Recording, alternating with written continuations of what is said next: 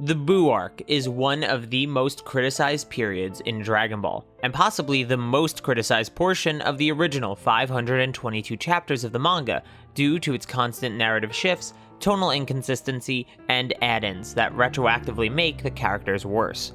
But that's not what we're discussing today.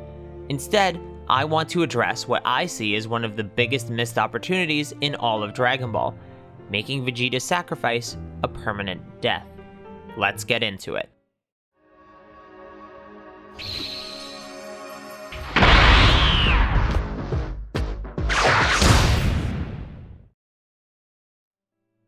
Now, I know what you're thinking.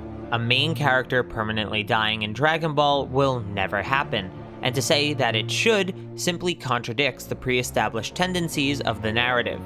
However, that's what makes it such a missed opportunity.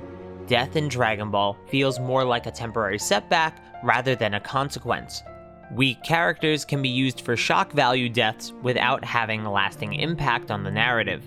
I'd say Krillin's second death is the most impactful one, but otherwise, the promise of a cozy afterlife or resurrection takes away from the lasting impact of death.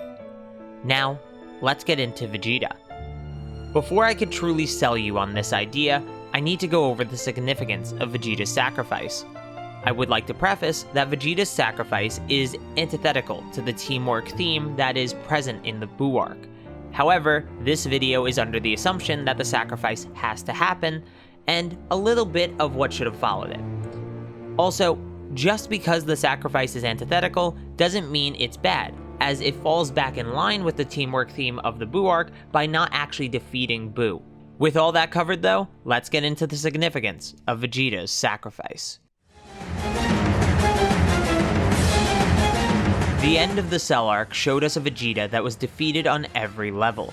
His power was nothing compared to that of Goku and Gohan, despite having trained a year more than them.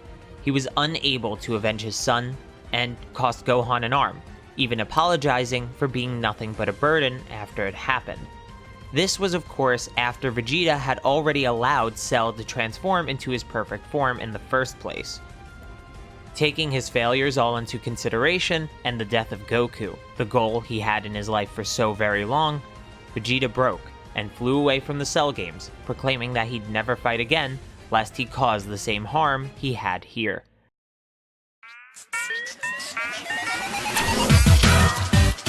Seven years pass, and our first sight of Vegeta is when Gohan visits Capsule Corp for his Great Saiyaman costume. Vegeta is far calmer, wearing Earth clothes, and simply tells Gohan to not get out of shape in this time of peace, showing that though Vegeta may still be training, he isn't pretending to have the greatest potential. He knows that Earth still needs Gohan. We then see Vegeta again when Gohan tells Bulma he's entering the Tenkaichi Budokai.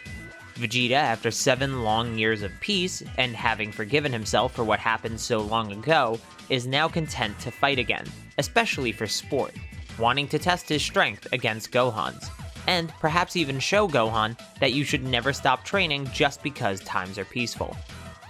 This in itself is fine, as it keeps in line with Vegeta's growth from the Cell Arc, but then an old rival decided he would enter the tournament as well. Enter Son Goku. While the conversations at Capsule Corp are happening, Goku interjects that he'll enter the tournament as well, and a fire lit inside Vegeta. He would finally get to upshow Goku and Gohan after they humiliated him 7 years ago. Old emotions burned in his heart, and his pride that had laid dormant and become calm in peace was reignited. Goku's return caused Vegeta to regress, but only slightly at this point. We see when Vegeta trains in the gravity room with his son that he's starting to show pride in others, which is the biggest part of Vegeta's growth, the transition of self-pride to external pride. We see what a modern Vegeta should be, a Vegeta who watched his son die and was unable to do anything about it, actively caring for his son, showing remorse when he hurts him, and even wanting to see his son become stronger. This is even more emphasized when Trunks and Goten have their match. Despite this acknowledgement of Vegeta's growth, he also keeps jabbing at Goku, even projecting onto the match between Goten and Trunks, treating it like an extension of his rivalry with Goku. These undertones of his past self only exist because Goku is once again in the living world.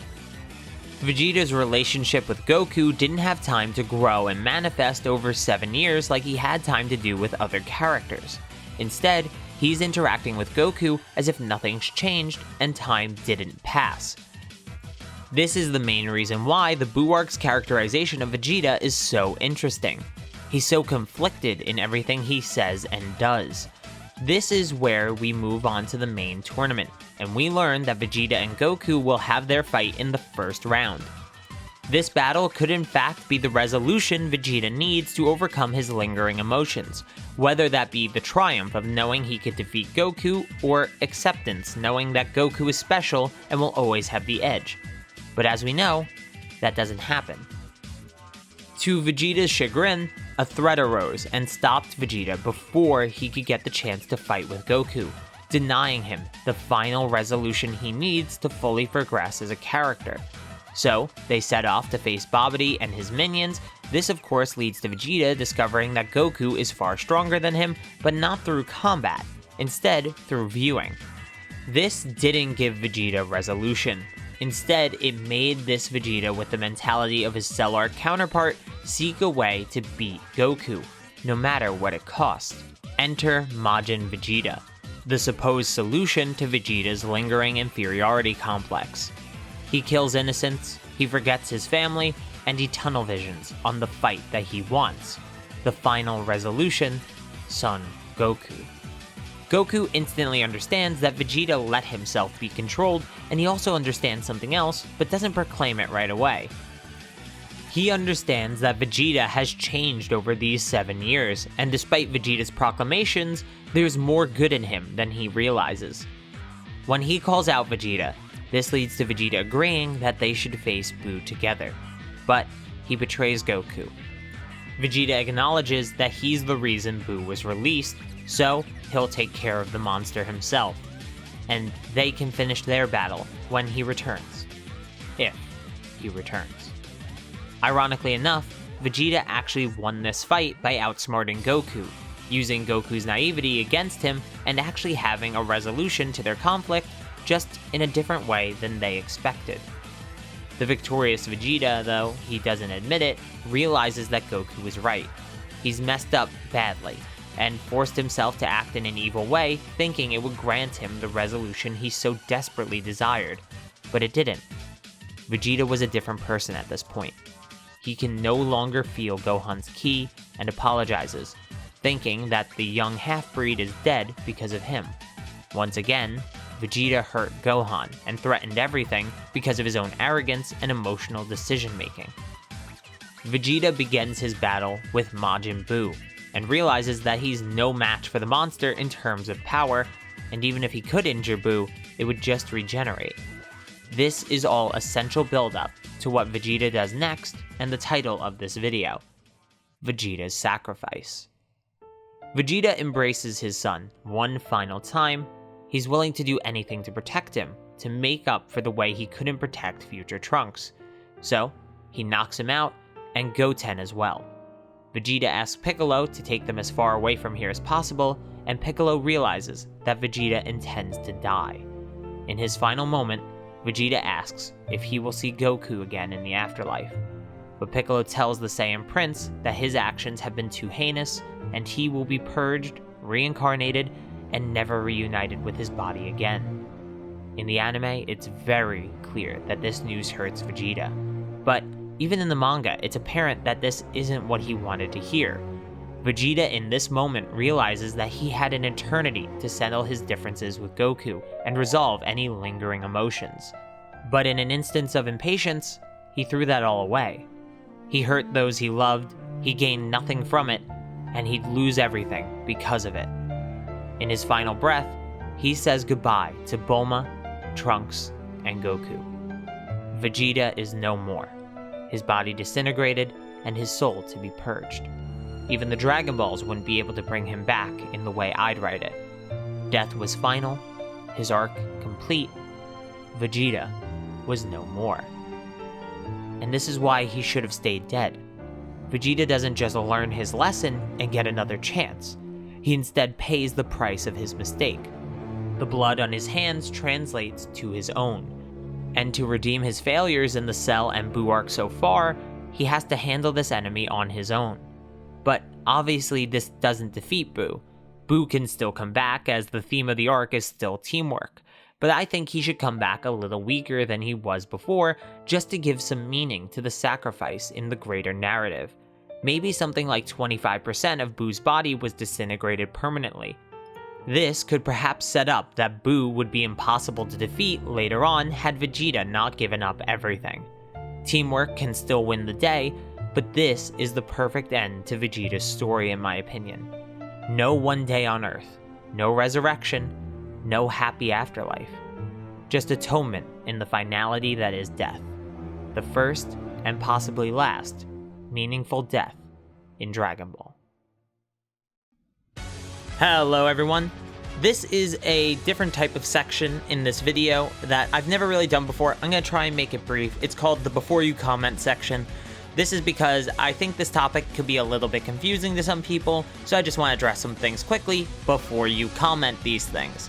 One, I do like Vegeta. This is nothing personal against Vegeta. I just prefer complete character arcs rather than dragging out the same themes over and over and over again like we see in the Tournament of Power, where he gets the same pride boost like 30 times. We also need to see the impact of this death actually do something to Majin Buu, which is something I suggest in making Majin Buu somewhat weaker, even though it doesn't defeat him, still employing the teamwork theme of the entire arc, leading to a teamwork ending, and Vegeta is still part of that teamwork ending because he helped towards the final solution of Majin Buu. As for anything that goes on in Super, well obviously this is going to be changing the writing in the 90s, so Super would be changed based on what was changed in the 90s. That's basically how it goes. I'm not making this like a what-if scenario where I keep things in the future the same and keep things in the past the same. I'm keeping the past the same, I'm changing this one thing, and I'm saying the future would be different because I'm saying this is how Toriyama should have written it while he was still writing the manga in the 90s. From that context, we'd have a different outcome to the Buu fights. Maybe we'd even see Gokan instead of Vegito because Vegito would be impossible in this case, so on and so forth. So you also have the issue of the Dragon Balls, and a lot of people brought this up. Is there an in-universe reason as to why Vegeta wouldn't be able to be revived? Well, we know at least Earth's Dragon Balls tend to have trouble reviving people without their bodies, and Vegeta's body gets turned to basically dust. We also have never seen a person revived who had their soul purged and reincarnated. So, Vegeta's soul was actually in line to be purged and reincarnated within the couple of days that the Buu saga takes place over. This means, had King Yama not preserved his soul and given him a new body, Vegeta would not have been able to come back to the fight in Dragon Ball Z originally, and potentially the Dragon Balls wouldn't be able to bring him back to life either because his soul would already be in a new being. His soul wouldn't be there to restore. And that's the big thing. I think you could easily write that into the narrative as a reason why his soul couldn't be restored and his body couldn't be restored, making him a permanent death with no happy afterlife. This is a really good ending to Vegeta in my opinion, but I'd still love to hear what you guys think, and if you have any other questions as to what I mean or something you didn't understand, please feel free to leave it in the comments down below. Thanks for watching. Make sure to hit the like button, leave your opinions and counterpoints in the comments down below, and hit subscribe and the notification bell. That way you get to stay up to date on the channel and everything that goes on with it. If you're interested, please check out the merch store to support the channel in another way that gives you something in return. But till next time, peace!